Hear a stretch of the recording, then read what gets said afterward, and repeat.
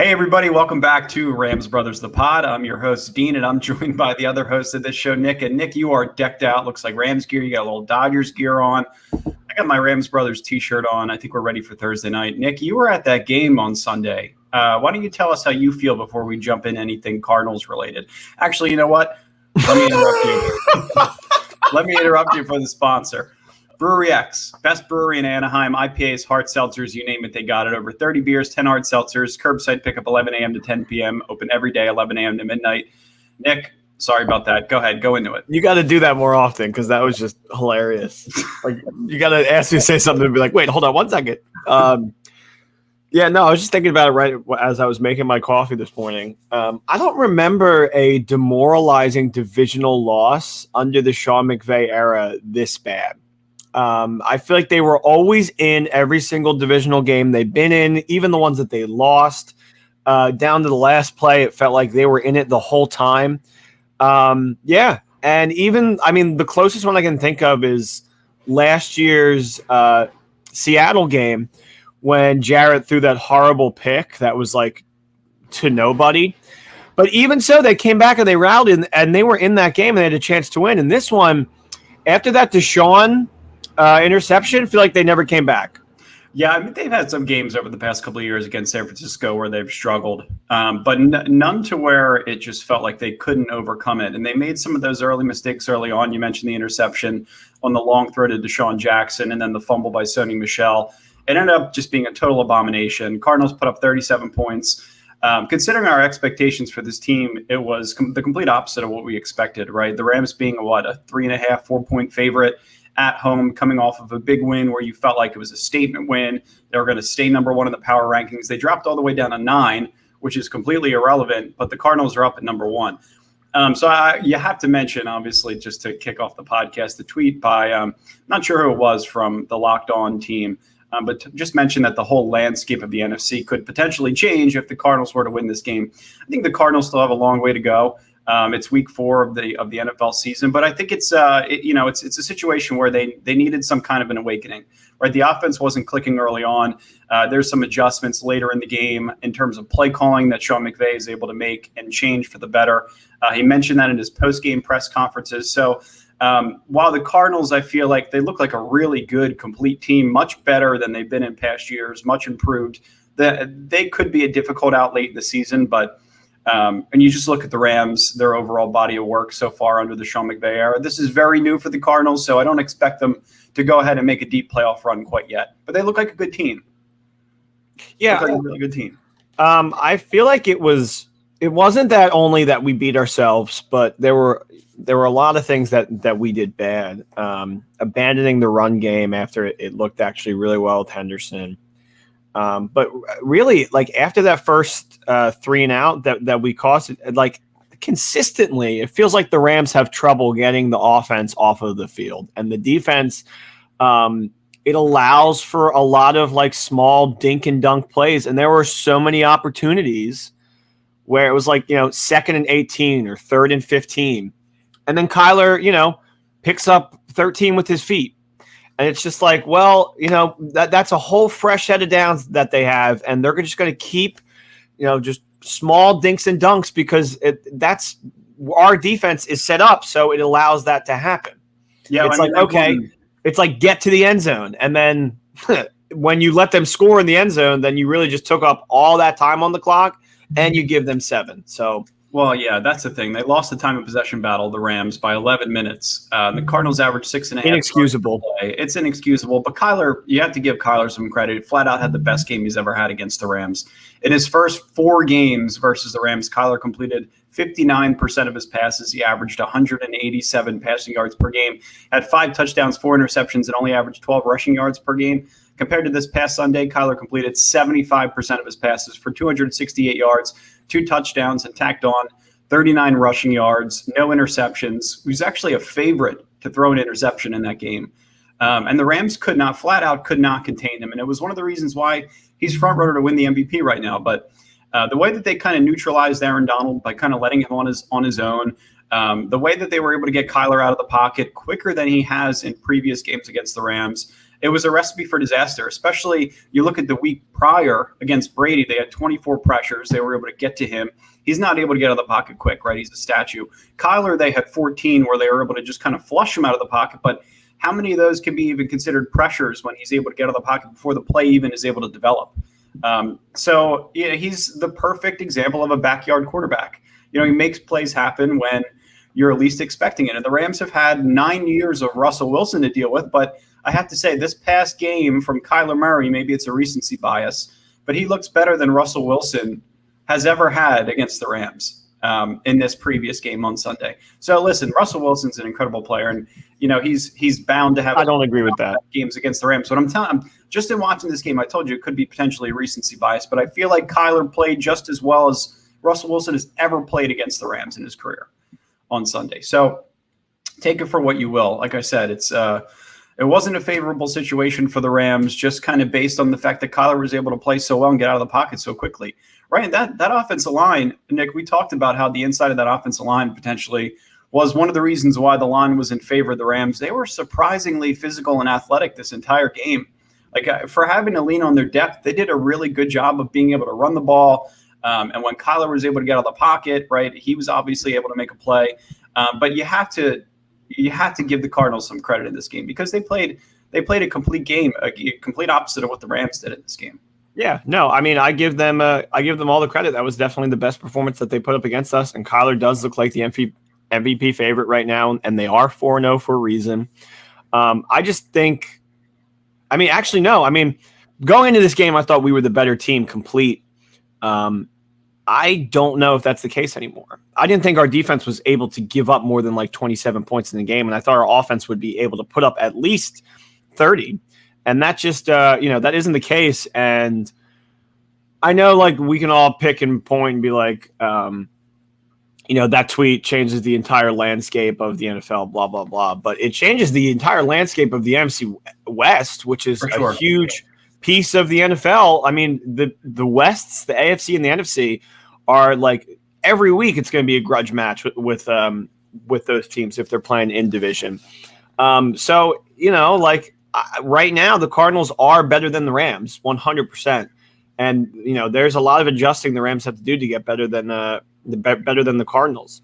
Yeah, I think one of the reasons. Perfect game plan that they had against us, too. They was. saw what Raheem Morris brought that Staley had and how it was completely different, and they just poked at it. And, I think that's going to be the biggest concern is kind of what he is going to be able to bring to our defense and how he's going to be able to adjust with this team, because I don't like it.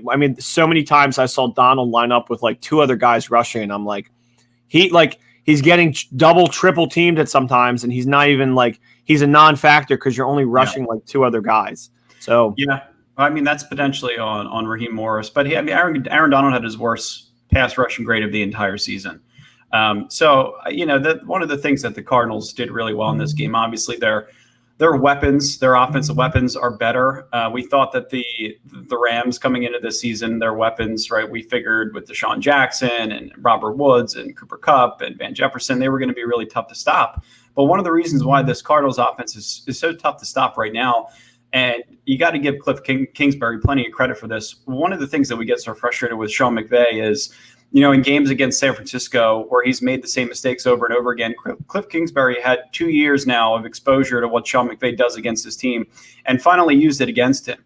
And now that they're able to spread that offense out, they spread our entire defense out. And every single skill player on the line of scrimmage, they have an ability to be some kind of a threat to your defense. And that's the problem. When you have a mismatch, they did that last year, but they didn't necessarily have the same kind of skill players like Rondale Moore, the rookie out of Purdue, and A.J. Green. It was a great free agent signing for them to exploit some of your weaker defensive backs like David Long Jr. So I'm glad that Jalen Ramsey is being used in so many different ways that he hasn't been used before. But and I'm sure he's happy about it. But that's only him. Like when you look at David Long Jr., 6'4", 7-time Pro Bowler, and A.J. Green, you're going to lose that matchup 10 times out of 10. So when you talk about just overall amount of skill players, ability to spread out that offense, and then because the offense is so spread out in the pass game, it opens up their run game, right? So 40 rushing attempts. They ran downhill for over 6 yards per carry. I mentioned they won the time of possession battle because of it. And the game plan was used against the Rams defense in terms of their strengths. So I was just kind of impressed with how they were able to spread the Rams defense out, and then they were able to gash them in the run game and the screen game. It's not something that you've seen offenses do against the Rams just because they don't have the personnel to be able to do it. I thought Tampa was going to do something similar, but that game plan that Kingsbury put together, was the whole game I was sitting there like, holy shit, I'm pretty impressed by what the Cardinals are right now. So I don't know. I think we talked about David Long Jr. We talked about a little bit about the defensive back help. I want to play that clip by Raheem Morris. If you didn't see it on Twitter yesterday, I think it's pretty telling about the situation that the Rams are in terms of their defensive backs. He didn't have a great game last game. There's no secret about that. That was like the setup question of all time. He's one of those guys. We've seen him struggle before. We've seen him struggle in a practice once before. We've seen him bounce back. We've seen him struggle this week in this game with 2 opportunities to make a play on the ball and not make them. You want him to make those plays, and when he gets his opportunity, I'm sure he will, but he's got some really good people behind him. You got Rochelle who go out there and do some things for him.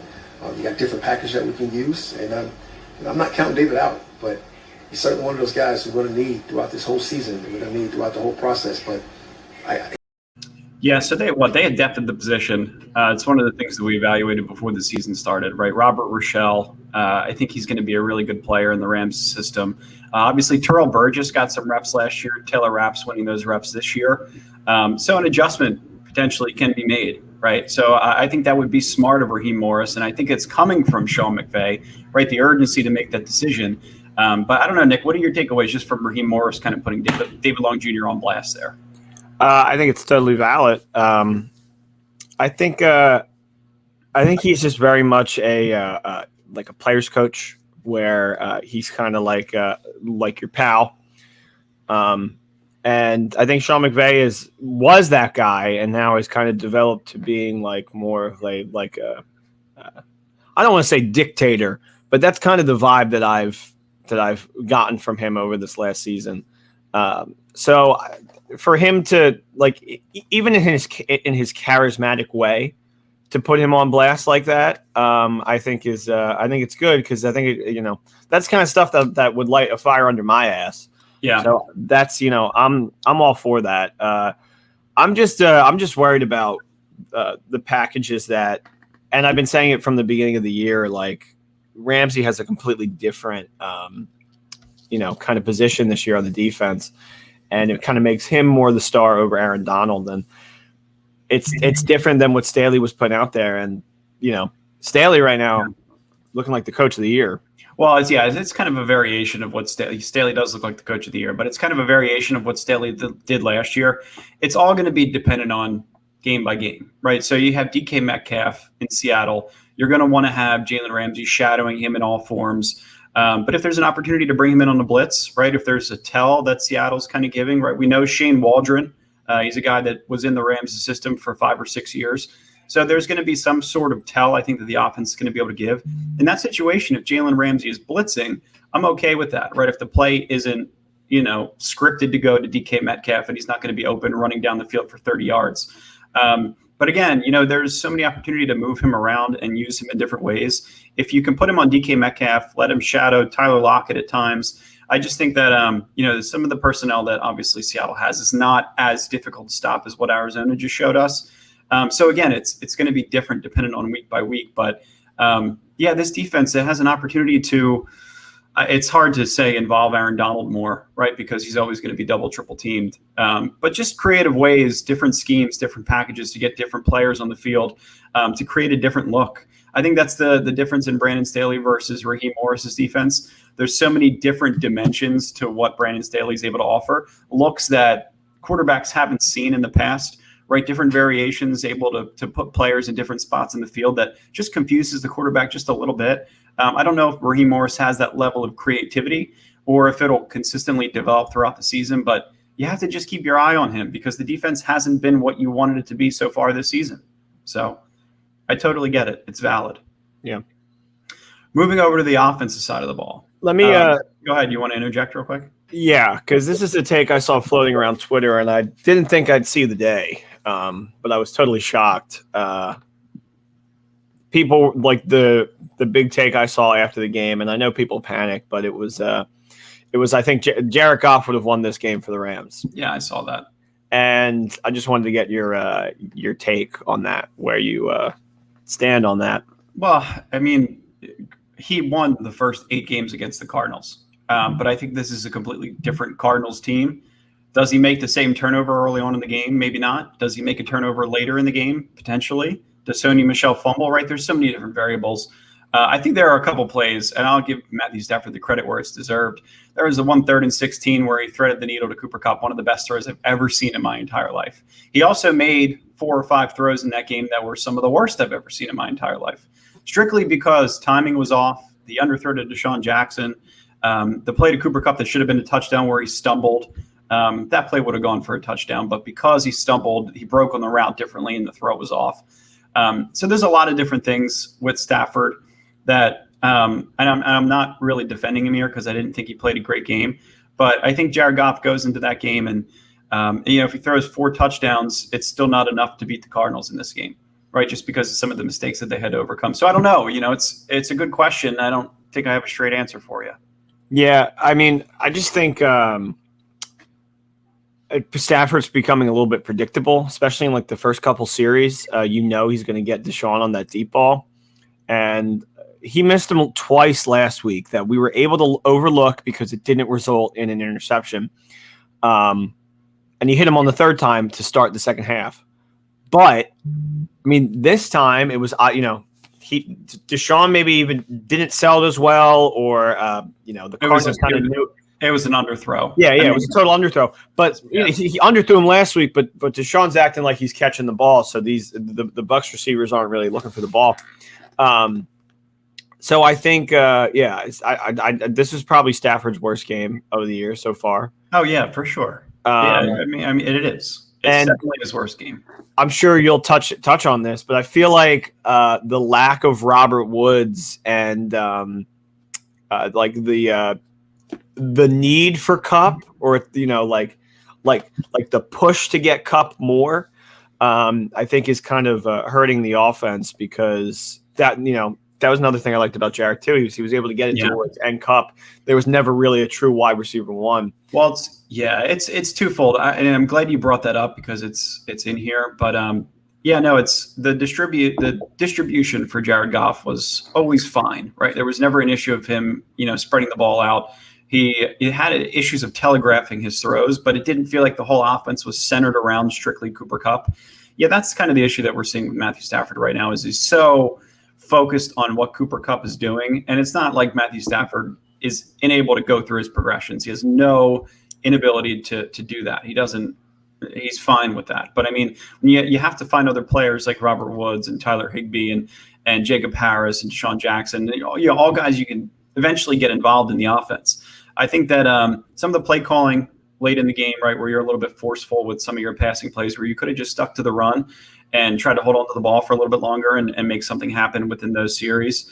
But it's really difficult because when your head coach isn't calling a great game, right, and you made some mistakes early on that you almost can't overcome, it puts your quarterback in a difficult situation, and then everything is over-evaluated, right? And I think the play to Cooper Kupp is one thing, that multiple plays to Cooper Kupp where they weren't on the same page, whether you chalk that up to miscommunication or just whatever that may be. But then Robert Woods, he's under contract until 2025, $15.7 million cap hit next year. Him and Stafford, they're just not on the same page yet. But I feel like that there's no doubt in my mind at some point they're going to be able to figure out how to get on the same page. And I think it could be this week. In terms of volume and targets, in terms of what he was able to see last year, 26 targets in 4 weeks in 2020, 19 of those were caught. Fast forward to this year, 25 targets and 15 receptions. So it's not all that different. But I mean, he's just not catching as many passes, and I don't think he's as an integral part of the offense as he once was with Jared Goff. Yeah, I mean, he's after Goff left on the offense. Woods was always he was always my number 2, but now he's my favorite dude on the offense. So it's just it's a shame. And to all the people who I told this year to take Woods in fantasy, sorry, because he was always kind of he always edged out Kupp, and Kupp was always a little injury prone. Knock on wood, but I always thought Woods was going to be able, especially now with Stafford, was going to be able to step it up more. And when you don't get the ball, it's really hard for that to happen. I mean, who would have thought that Deshaun Jackson is beating him in touchdowns this year? Definitely not me. Well, I mean, that's the thing with Robert Woods. You would have thought he was poised for a Pro Bowl season after not making it to the Pro Bowl in his first 7 seasons. So, I mean, we thought that was an opportunity. It's a long season, right? So there's still, 13 games left to be played. He could very well turn it around against Seattle. He's put up great numbers against Seattle in the past. And then you look at players like Tyler Higbee, Jacob Harris. Hendo was a bright spot last week. He ran for 6.5 yards per carry coming off of an injury. It's going to be a really solid opportunity to utilize Hendo again against Seattle. Van Jefferson was a bright spot as well. 6 targets, 6 receptions, 90 yards, and a touchdown. But Tyler Higbee, right, his targets are down by 4 compared to this time last year. He had 3 touchdowns at this point last year, right? He had 3 against the Eagles. So in 2020, 14 targets, 13 receptions after 4 weeks. His numbers aren't all that different. He's an integral part of the offense just because of his ability to block. And as a pass catcher, he's just somebody you have to be able to utilize in the red zone, like Stafford has been able to do his entire career. And then just real quick on Deshaun Jackson, right? He's not Megatron. So you can't just lob the ball up and expect him to go jump up and make that play. Megatron could potentially make the play that Deshaun Jackson wasn't able to make, where you're playing center field, you either bat the ball down or come away with it. You have to throw that ball as far as you possibly can with Deshaun Jackson. You have to throw it as far and as high as you possibly can just to give him some room to go under and catch the ball. He always has at least 5 or 10 yards on the defense back. So I think there's an opportunity for Stafford just to correct some of these wrongs and spread the wealth, right? Obviously, Van Jefferson's a bigger part of the offense this year, but players like Jacob Harris and Robert Woods and Tyler Higbee all have a really solid opportunity to get more involved. So I feel like that's what's going to happen against Seattle. Yeah, I mean, I really hope so. It's hard not to feel, especially because you go back and watch last week. We couldn't have been more cocky in this game. And I thought this Seattle game would be the one that we lose, because I thought that gauntlet of Tampa, Arizona, Seattle, like, you have to lose one of those games unless you're just like, one of the greatest teams. So like ever, like not just like this year. I'm just saying like all time. So now like this starts to feel like a must win. You can't lose 2 in the division. Tampa certainly starting to look a little woozy. New England. The first 2 wins, like those teams have 3 wins combined. And then Tampa obviously is Tampa, but they don't really look as great as we do. So Arizona was the first real test. Yeah. Well, Tampa, Tom Brady. I take that back. That was also a real test. So it's hard to have. It's like in middle school when like you have a science test first period, and then next period you go right into a math test, and you're like, "What the hell, man?" And then you go right into like a humanities test, and you're like, "I don't even know what humanities is." Yeah, I wasn't very good at school. But no, I think that when you look at Seattle, you look at Tampa Bay, and you look at Arizona, Seattle's the worst team amongst those 3. It's not even close, actually. And I feel like just what Seattle did in the first half versus San Francisco last week had very much the makings of a 500 football team. And they weren't able to get a first down until 4 minutes left in the second quarter in this game. Seattle won. Yeah, Seattle won the game, but they had the makings of a 500 football team in the first half. Trust me. Never had the makings of a varsity athlete. No, I guess not. Russell Wilson had already taken a beating to that point, right, where they still hadn't gotten a first down. He had already been sacked 3 times. Metcalf didn't have a catch until 2 minutes and 30 seconds left in the second quarter. So what San Francisco was doing on offense was exactly what you have to do to be able to prevent Russell Wilson and the Seahawks. Jimmy G kept him in that game with an interception at Quandre Diggs, one of the worst I've ever seen. And then they had their fullback, Kyle Juszczyk, holding a 40-yard kick that ended up being pushed to the left. So San Francisco very much kept Seattle in this game early, which is why the game was tied at the half.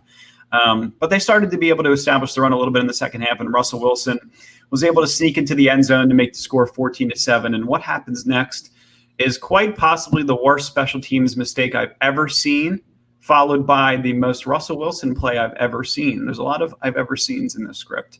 But no, seriously, this is just one of the craziest just collaboration of moments I've seen in regular season football. It put Seattle up 21-7. I'm going to go ahead and show this video real quick just to give you guys a visual. Yeah, I haven't watched this game, so I'm interested. Make something happen with your feet. That's what he did.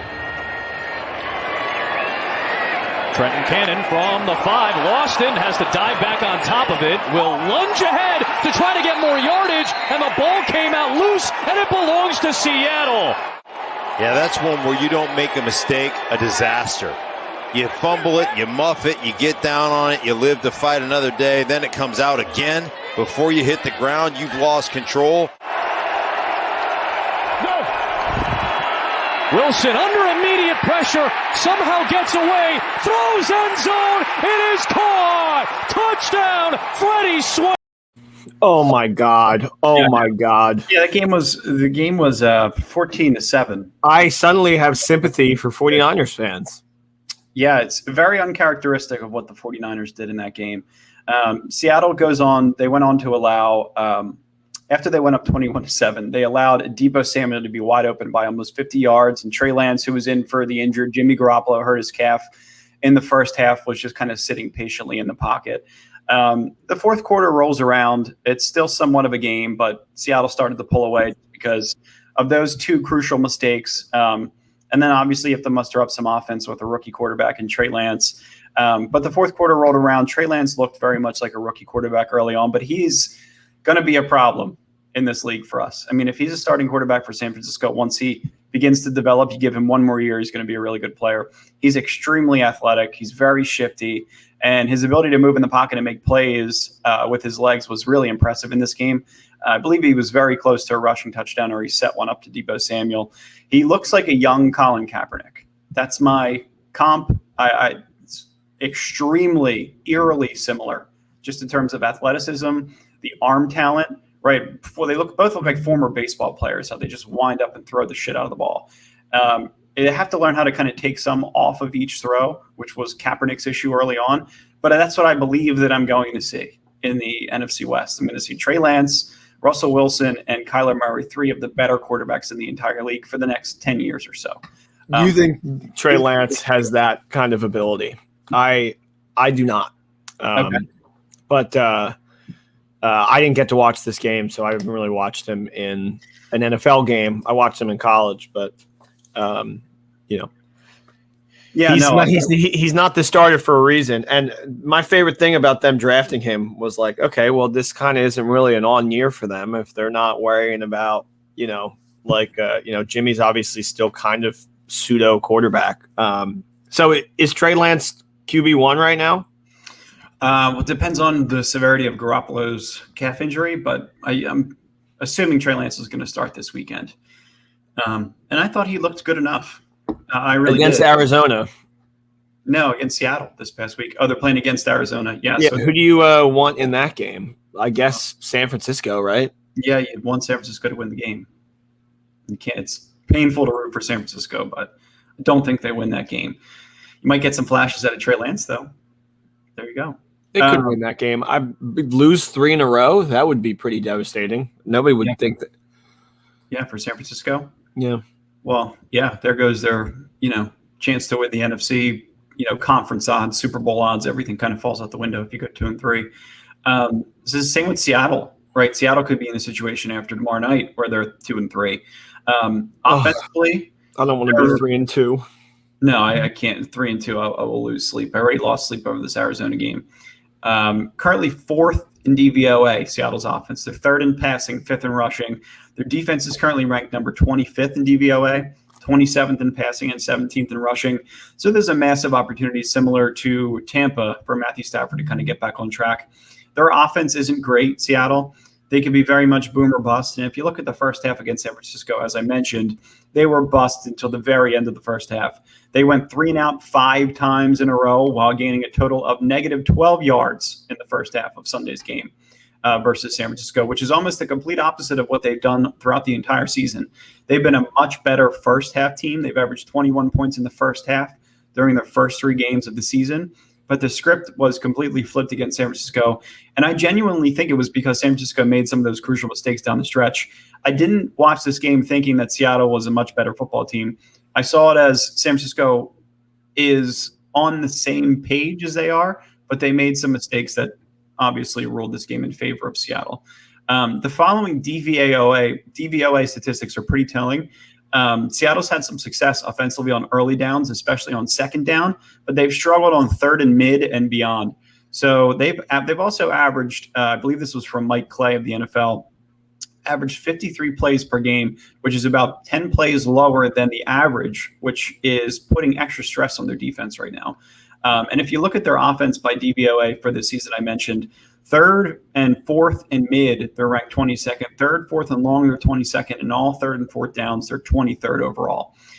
So if you can get them in uncomfortable third, mid, third and long, fourth and long, you're going to be able to spend a lot of time on the field offensively, right? Because for whatever reason, they've had a really hard time. 5 consecutive 3-and-outs against San Francisco. That doesn't put your defense in a really good spot whatsoever. And I think San Francisco is a better defense than us, though, so I think they're going to be able to drive a little better than 5 consistent 3-and-outs. Well, that's true. Yeah, absolutely. And I feel like just in terms of their defense, it's going to be a high-scoring game. Whatever the over-under is, 54, I think it is, I would take the over. The 76-yard touchdown pass they allowed to Deebo Samuel was insanity. But they did, however, defend well on third down at this game. They allowed just 2 of 13 third down attempts for San Francisco, but allowed 3 of 4 on fourth down, which apparently is not going to have to be something that they have to worry about against the Rams because Sean McVay doesn't go for it on fourth down. Yeah, that has to change. I mean, Sean McVay's play calling in that game, so many things questioned in that Arizona game. I don't know. There's like a chance where it's like a 3 and goal, and it's like there's like 2 yards, and they hurry up and they throw it, and I'm like, if you're hurrying up, it was the play to Jacob Harris. Yeah, if you're hurrying it up, run it. Like, it's third down. Like, they're not ready for that. And Henderson's been like on it all game. It was just so weird. He's always been questionable in the red zone.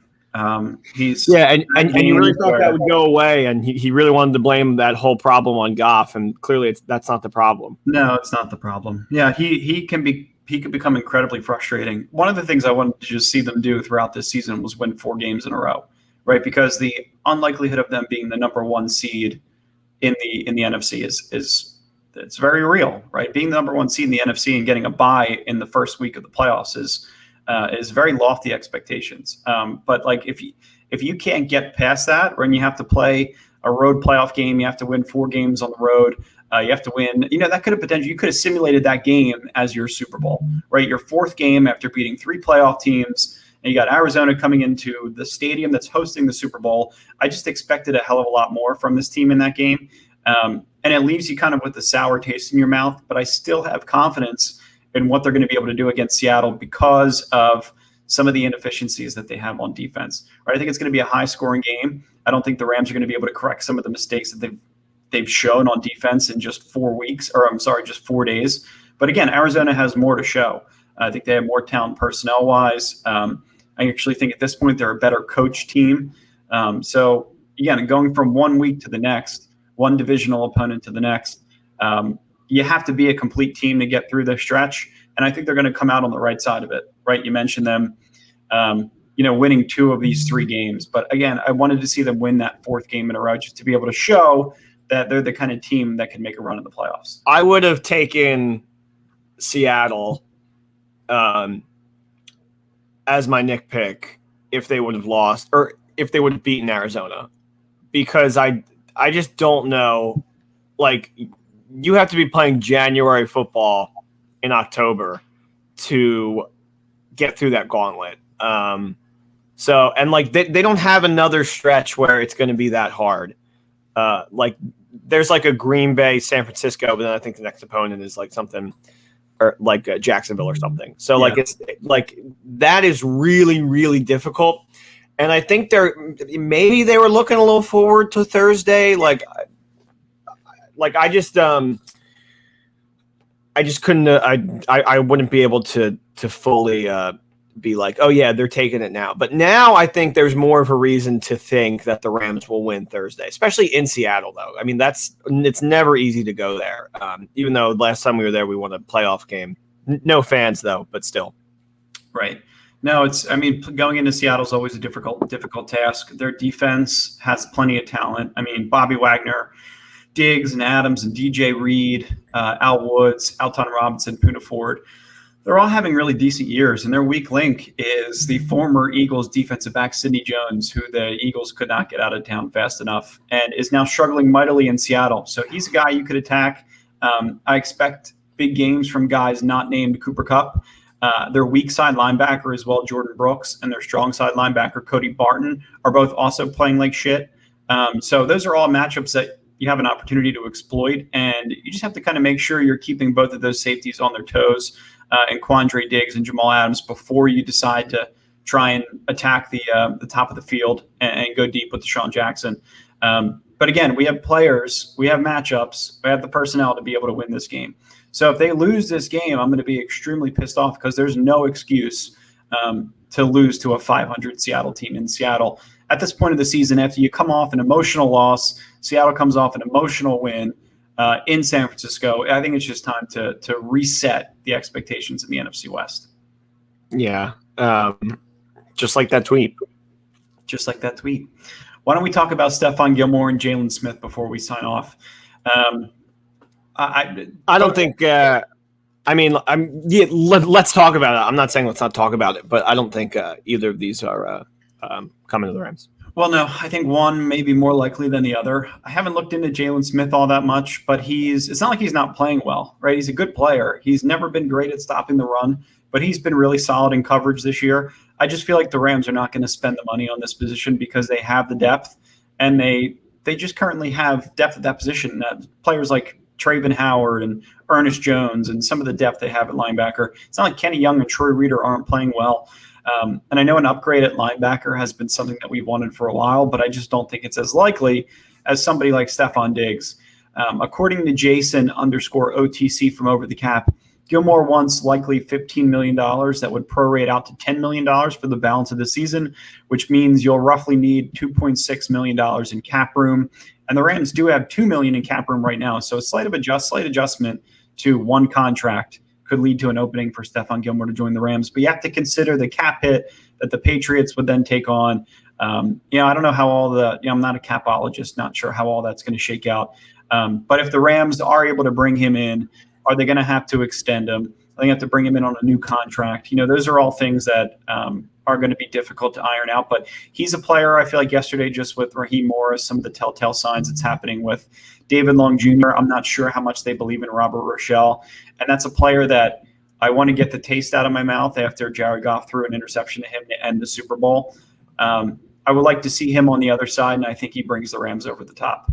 So he's a guy that I would do pretty much anything to bring in, especially because Ramsey's been recruiting him, and I just feel like to be as good as he is and to just be a random free agent in week 4, a top caliber team like the Bucs or the Niners or, Green Bay are all going to be in market for him. But yeah, he's going to go to some Super Bowl contending team. I don't know how likely it is that he comes here. Yeah, I just feel like he's the guy. If there's one player that were to emerge and could take the Rams over the top just based on their recent struggles, Stephon Gilmore. Yeah. So and maybe he sees that. Yeah. Maybe he sees that too. All right, guys, that's all we got for today. New episode coming Friday after the game, Saturday after the game, maybe even Thursday night. Depends on how we feel. Right? Yeah, it could be Thursday night. Yeah, it depends if we're not sipping back on Grandpa's old cough medicine too much. Yeah, well, it's going to be my birthday, so I'll probably be a little toasty. Yeah, you're allowed to be a little toasty on your birthday. All right, well, the Rams are going to get a win on your birthday. That's my prediction. Last time they played on October 7th, it was against Seattle. It was in 2018, and they won on a game-ending field goal. And the whole game, it felt like they were losing. And I was just sitting in the bar with my friend, like hands in my face, and he was like, dude, why are you so upset? They won. And I was like, I know, but it doesn't feel like it. Yeah, I remember that game very well. Yeah. Greg the Leg. That team was magical in 2018. That 2018 team was really something else. Part of their 8-0 run to start the season. Yeah, and it's funny. I remember like in the offseason, I was like, "Is Stafford going to go 8-0? Because that's nothing that Goff hasn't done." And he didn't yet. He hasn't. So, points for Goff. Could go 8-1, and then you're even. Yeah. If you go 8-1, then yeah, points back for Stafford. Yeah. All right. Well, that's all we got for today. Yeah. Thanks for listening, guys. We'll talk to you guys soon. Thanks for listening. Horns up, go Rams, baby. Go Dodgers, too. Let's get that play-in win. They shouldn't even have to be playing in the play-in game. That's total baloney. But is that tonight? Yeah. I think they still have the best odds to win the World Series. They do. I think they're like plus 375 or plus 350. Yeah, it's like plus 3 something. Well, there you go. Classic Dean signing off with the Jinx. There you go. Top of the morning, everybody. All right, boys. Peace. Take care.